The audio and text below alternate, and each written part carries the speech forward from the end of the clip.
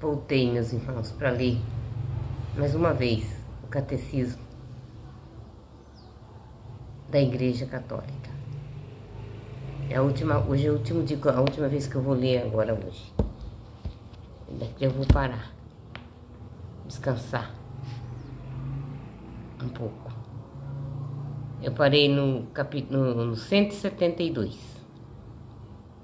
Há séculos mediante, tantas línguas, culturas, povos e nações, a Igreja não cessa de confessar sua única fé, recebida de um só Senhor, transmitida por um único batismo, enraizada na convicção de que todos os homens têm um só Deus e Pai. Santo Irineu de Lyon, testemunha dessa fé, declara: com efeito, a Igreja, embora espalhada pelo mundo inteiro, até os confins da terra, tendo recebido dos apóstolos e de seus discípulos a fé, guarda esta pregação e esta fé com cuidado, como se habitasse em uma só casa. Nelas crê de forma idêntica, como se tivesse uma só alma. Prega as verdades da fé, as ensina e transmite por voz unânime, como se possuísse uma só boca. Pois se no mundo as línguas diferem o conteúdo da tradição, é uno e idêntico. Nem as igrejas estabelecidas na Germânia têm outra fé ou outra tradição, nem as questões entre os íberos, nem as questões entre os celtas, nem as do Oriente, do Egito, da Líbia, nem as questões estabelecidas no centro do mundo. A mensagem da Igreja é, portanto, verídica e sólida, pois ela mostra ao mundo um único caminho de salvação. Esta fé que recebemos da Igreja, nós aguardamos cuidadosamente, pois sem cessar, sob a ação do Espírito Santo, como um depósito de grande valor contido em um vaso precioso, ela rejuvenesce e faz rejuvenescer o próprio vaso que a contém. Resumindo, a fé é uma adesão pessoal do homem inteiro a Deus, que se revela. Ela inclui a adesão da inteligência e da vontade à revelação de Deus, que fez de si mesmo por suas próprias ações e palavras. Por consequente, crer tem dupla referência. A pessoa é a verdade. A verdade por confiança na pessoa que a atesta. Não devemos crer em ninguém a não ser em Deus, o Pai, o Filho e o Espírito Santo. A fé é um dom sobrenatural de Deus, para que o homem tem necessidade dos auxílios interiores do Espírito Santo. Crer é um ato humano, consciente e livre que corresponde à dignidade da pessoa humana. Crer é um ato eclesial. A fé da Igreja procede, gera, sustenta e alimenta nossa fé. A Igreja é a mãe de todos os crentes. Ninguém pode ter a Deus por pai, se não tem a Igreja por mãe. Nós cremos em tudo o que está contido na Palavra de Deus, escrita ou transmitida, e que a Igreja propõe a crer como divinamente revelado. A fé é necessária à salvação. O próprio Senhor afirma: quem crer e for batizado será salvo, quem não crer será condenado. A fé é um antegozo do conhecimento que nos tornará bem-aventurados na vida futura. Credo é o símbolo dos apóstolos. Símbolo niceno-constantinopolitano. Crê em Deus Pai Todo-Poderoso, Criador do céu e da terra, de todas as coisas visíveis e invisíveis. Crê em um só Senhor, Jesus Cristo, Filho unigênito de Deus, nascido do Pai antes de todos os séculos, Deus de Deus, luz da luz, Deus verdadeiro de Deus verdadeiro, gerado, não criado, substancial ao Pai. Por Ele todas as coisas foram feitas, e por nós, homens, para a nossa salvação, desceu do céu, que foi concebido pelo poder do Espírito Santo, nasceu da Virgem Maria, padeceu sob Pôncio Pilato, foi crucificado, morto e sepultado, desceu à mansão dos mortos, ressuscitou ao terceiro dia, subiu aos céus, está sentado à direita de Deus Pai Todo-Poderoso, de onde devia julgar os vivos e os mortos. Creio no Espírito Santo, na Santa Igreja Católica, na comunhão dos santos, na remissão da carne, na vida eterna. Amém. E encarnou pelo Espírito Santo no seio da Virgem Maria e se fez homem. Também por nós foi crucificado sob Pôncio Pilato. padeceu e foi sepultado, ressuscitou ao terceiro dia conforme as Escrituras, subiu aos céus, onde está sentado à direita do Pai, e de novo há de vir em sua glória, para julgar os vivos e os mortos. No seu reino não terá fim. Creio no Espírito Santo, Senhor, que dá a vida, e procede do Pai e do Filho, e com o Pai e o Filho é adorado e glorificado, ele que falou pelos profetas. Creio na Igreja Una, Santa, Católica e Apostólica. Professo um só batismo para a remissão dos pecados e espero a ressurreição dos mortos e a vida eterna do mundo que há de vir. Amém.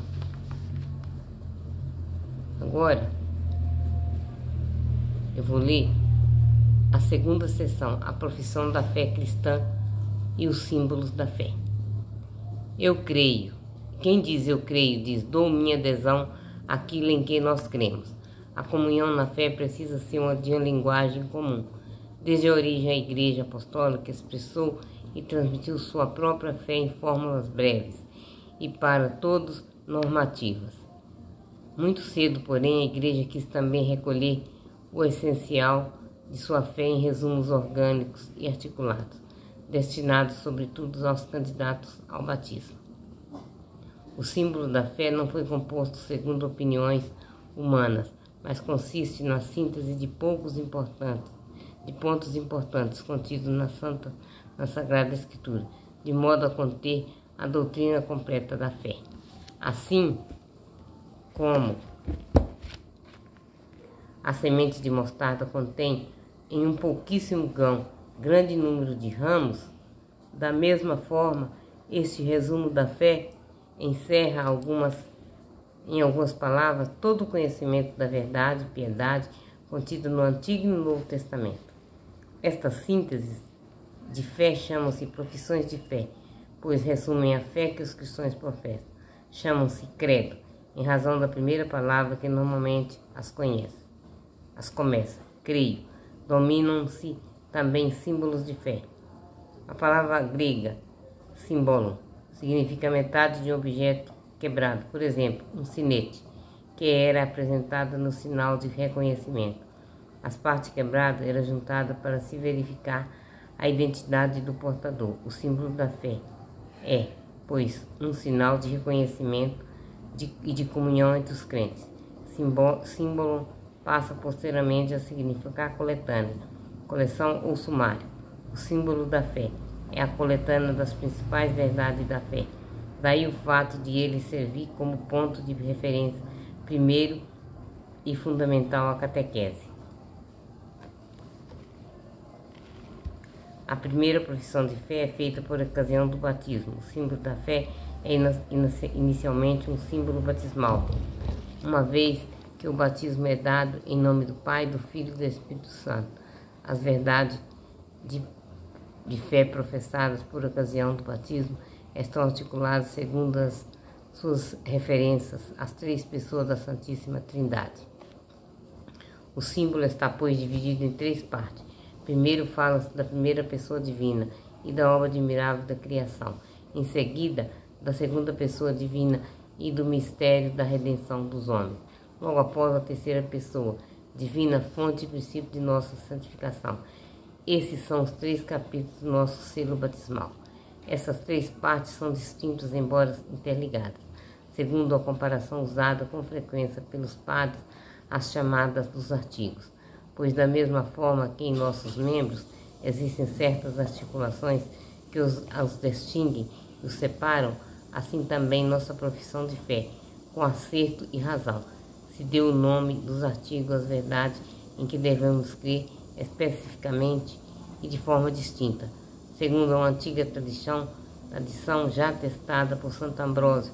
Também se costuma contar 12 artigos do credo, simbolizando com o número dos apóstolos, o conjunto da fé apostólica.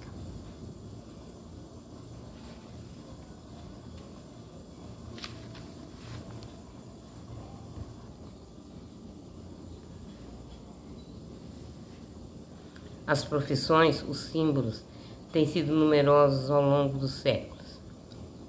Em resposta às necessidades de diversas épocas, os símbolos de diferentes igrejas apostólicas e antigas, o símbolo dito de santo, Atanásio, as profissões de fé de alguns concílios, Toledo, Latrão, Lyon, Trento, ou de alguns papas, como a Fidelis Damaso, profissão de fé de São Damaso, ou o credo do povo de Deus de Paulo VI. Nenhum dos símbolos das diferentes etapas da vida da igreja, pode ser considerado ultrapassado e inútil.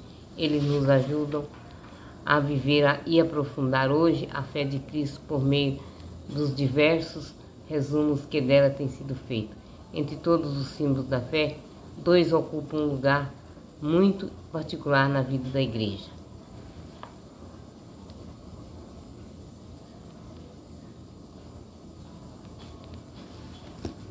Pois é, meus irmãos, estou parando já. Por aqui, por hoje, não vou rezar mais, não vou fazer mais o catecismo hoje. Amanhã, se Deus quiser, eu volto. Mas eu volto à noite para fazer a oração da noite. Fiquem todos na paz do Senhor e uma boa tarde a todos.